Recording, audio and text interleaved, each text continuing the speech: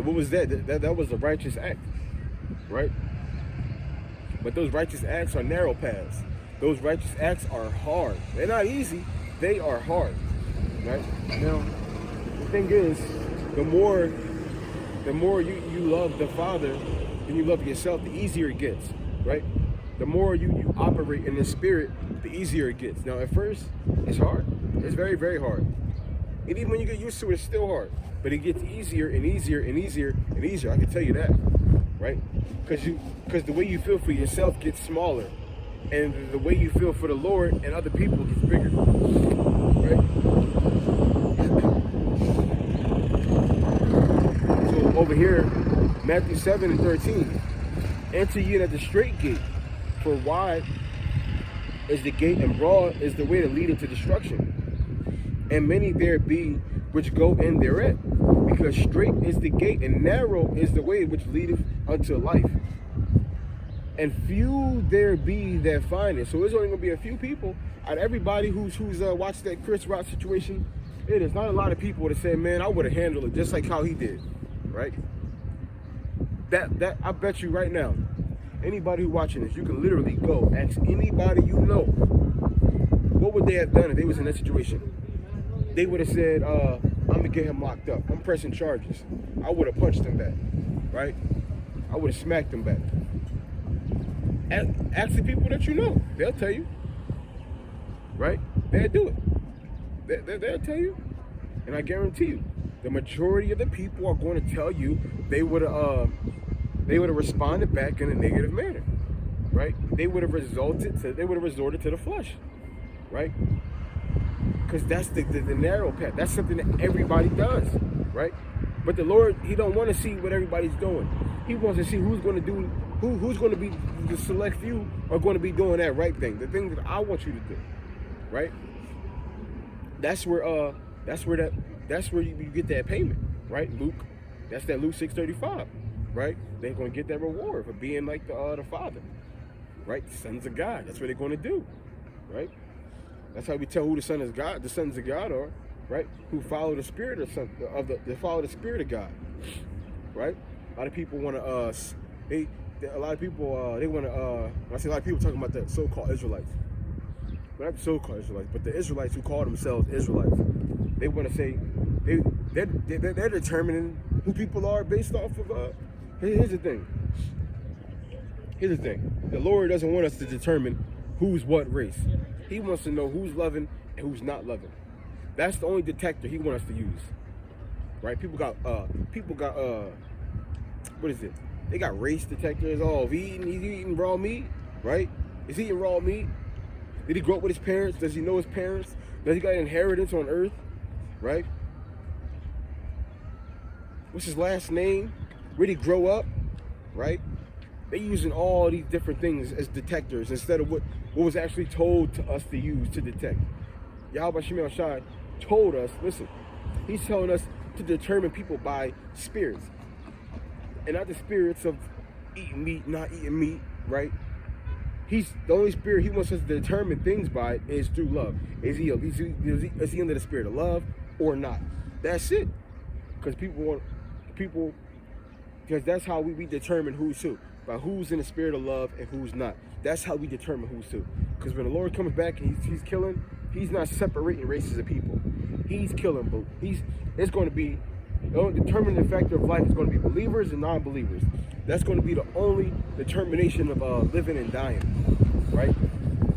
He's not saving nobody just because they're Israelite. That's not going to happen. There's no scripture that says, I'm going to spare you from the destruction that's going to come because you're Israelite. That's nowhere written, right? That's not in here.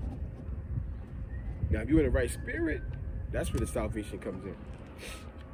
So Matthew 7 and verse 15, it says, beware of false prophets which come to you in sheep's clothing, but inwardly they are ravening wolves.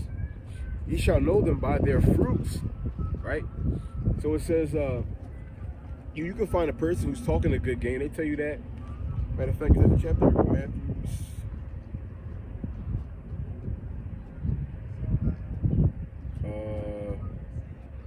I'm not sure if it's this one. I don't think it's this. But yeah, Yahushua was already talking about it. That matter of fact, I'm gonna grab it later. So so you got people who are they might look the part, right? They might talk the part, right? But their actual actions ain't gonna be it, right? Their mind ain't gonna be right, right?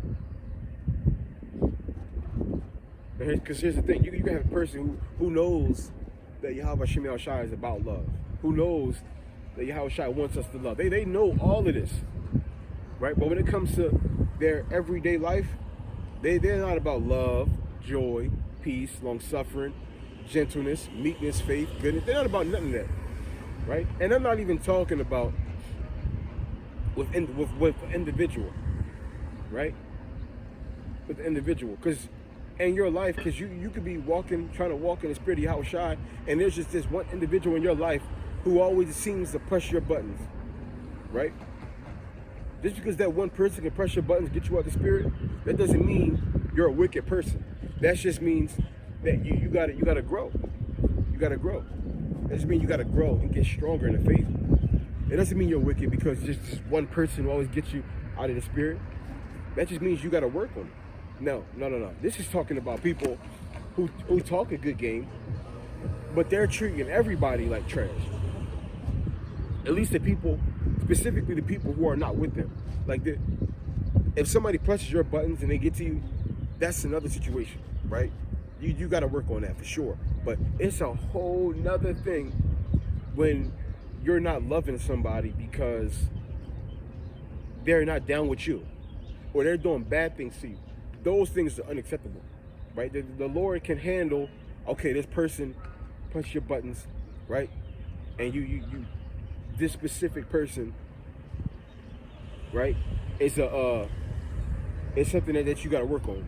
An individual, right? He can handle that because this person is specifically pressing your buttons. The Lord can work with you on that, right? But when you're talking about you hate people because they're not down with your clique, because they're not of your race, these are things that are just not okay, right? Because one is premeditated, right, and one is just you just giving into the flesh. They're two separate things, right? It's like if I walk down a block and I know in my mind, as soon as I see this person, I want to punch him in the face, right? I see this person, boom, punch him. That's wrong, right? That's very wrong. Now I'm walking down the street and somebody bumped me, and then he started talking crazy. Then I hit him, boom. That's two different situations. One is provoked, and one is just you already had plans to get this done, right? They're two separate things. The Lord is not judging black and white, right? The Lord is considering all things, and that's how you'll be and that's how you're a good judge when you consider everything in the spectrum, right? You're considering everything, not just black and white, because the Lord is not judging us black and white. He's considering all things, and this is why, and this is how he's testing people, right? Because let's say it's this person who's close to you, they smack you, boom, and since that was so personal for you, because this person specifically, you hit them back, boom. And Lord, now you might think to yourself, man, Lord, man, give me another chance. The reason why I did that is because it's just me and that person, it's just so much bad blood and it's personal, right? Give me another chance. I'll try to work on the situation. Had it been anybody else, this would never happen. And the Lord would be like, okay, let's see. He'll wait. He'll have a random person come hit you. Boom. See how you're going to respond. Now, if you step back, you don't respond, and you continue to stay in love, you're good. Like I said, that just means you just got to work on things with this specific person. You got to work on how to get stronger so nobody can touch you, right? But there's two separate situations than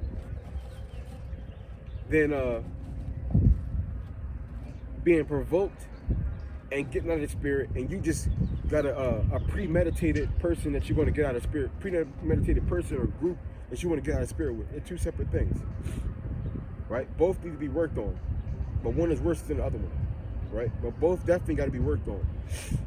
And the reason why I'm specifically saying it, because you do have like people who call themselves Israelites, who want to hate other races, right? So they think this is the opportunity because they're another race.